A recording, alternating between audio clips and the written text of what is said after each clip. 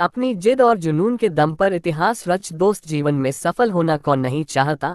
हर इंसान चाहता है कि वो अपने जीवन में सफल और कामयाब बने, लेकिन सफल बनने के लिए हमारे अंदर सबसे जरूरी जो चीज़ होना चाहिए वो है जिद और जुनून। आज इस पोस्ट को पढ़ने से आपको पता चल जाएगा कि कैसे कमजोर दिमाग वाला भी अपनी जिद और जुनून के दम पर इतिहास रच सकता है। तो चलिए जानते हैं जिद और जुनून से एक कमजोर इंसान भी इतिहास रच सकता है। अपनी जिद और जुनून के दम पर इतिहास रच। यह कहानी है स्वीडन के एक छोटे से गांव में एक गरीब किसान परिवार में पैदा हुए बच्चे की, जिसका नाम इंगवार था। इंगवार का जन्म 23 मार्च 1926 को हुआ था।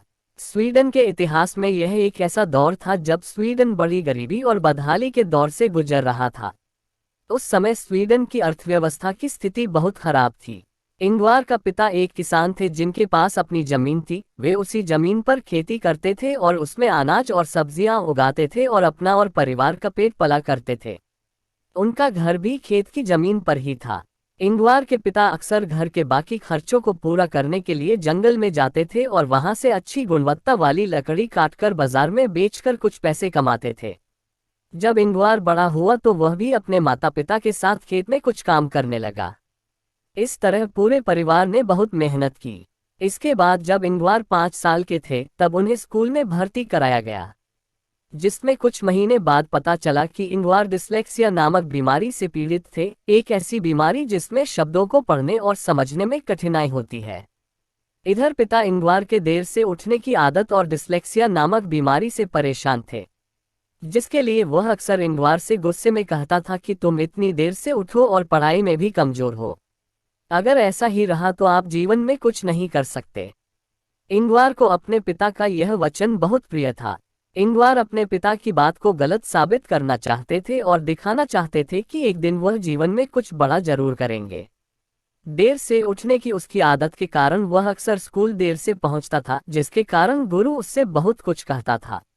मास्टर और पिता की मदद से इंगवार ने एक दिन फैसला किया कि अब मैं अपनी आदत सुधारता रहूंगा और मुझे अपने आसपास के बच्चों से ज्यादा पढ़ना है ताकि मैं उन तक पहुंच सकूं। जिससे इंगवार ने सुबह 5:30 बजे अलार्म बजाकर अलार्म बंद करने का बटन तोड़ दिया। अब इंगवार रोज 5:30 बजे अलार्म की वजह से उठ जाती थी। एक दिन बिक्री समाप्त हो गई। सुबह अलार्म बंद नहीं हुआ, फिर भी इंगवार जल्दी उठ गया। इंगवार यह देखकर चकित रह गया कि यह कैसे हो गया। अलार्म भी नहीं लगा और मेरी आंखें अपने आप खुल गईं। अब रोज सुबह जल्दी उठने की आदत के कारण इंगवार मन लगाकर पढ़ाई करता है ताकि वह इस डिस्लेक्सिया की बीमारी को भी हरा सके। 6 साल की उम्र से इंगवार ने भी पढ़ाई की और अपने पिता के साथ लकड़ी लाने के लिए जंगल चला गया। हालांकि कूदने की उनकी उम्र थी, लेकिन अपनी जिद के कारण उन्हें अब खेलों में कोई दिलचस्पी नहीं थी। उसके मन में अब एक ही धुन थी, वह धुन थी कुछ बड़ा करने की। अब जब भी इंगवार अपने पिता के साथ जाता, वो वहां से लुढ़कते हुए सड़क से लकड़ी के कुछ अच्छे नरकट उठाता था। वह उन नरकटों की कलम बनाकर स्कूली बच्चों को बेचकर अपनी जेब से पैसे निकाल लेता था। यहीं से इंगवार ने अपनी छोटी उम्र से ही पैसे कमाने के बेहतर अवसरों की तलाश शुरू कर दी थी। जब वह 7 साल का हुआ तो उसने अपने पिता द्वारा बनाई गई 3 पहियों वाली लकड़ी की साइकिल पर माचिस बेचना शुरू कर दिया। इससे वह अपने स्कूल का खर्चा निकालेंगे। 10 साल की उम्र में उनके पिता ने उन्हें एक साइकिल दी, जिस पर उन्होंने अपने पास के गांव में माचिस बेचना शुरू कर दिया। उसी समय उसे पता चला कि अगर यह माचिस स्टॉकहोम शहर के थोक से खरीदी जाती है तो यह बहुत सस्ता होगा, तो इस तरह मैं और माचिस बेच पाऊंगा, यानी कमाऊंगा अधिक लाभ। स्टॉकहोम के उसी शहर में इंगवार ने अपने एक रिश्तेदार की मदद से बहुत सारे मैचों का आदेश दिया। अब उसने इन माचिस को पहले से कम कीमत पर बेचना शुरू कर दिया। इस तरह इंगवार ने सारा खर्च निकालकर काफी पैसे बचा लिए होंगे। लेकिन जब इंगवार 12 साल के थे तो इस आय से एक बड़े वर्ग का खर्चा उठाना मुश्किल हो गया था। फिर इंगवार ने अपनी आय बढ़ाने के लिए कुछ डेकोरेशन उत्पाद बेचने लगे, साथ ही बॉल पेन और पेंसिल बेचने लगे। जब बॉल पेन बेचने से अच्छा लाभ हुआ तो इंगवार थोक से बहुत सारे बॉल पेन खरीदना चाहता था, लेकिन उसके पास इसे खरीदने के लिए पर्याप्त पैसे नहीं थे।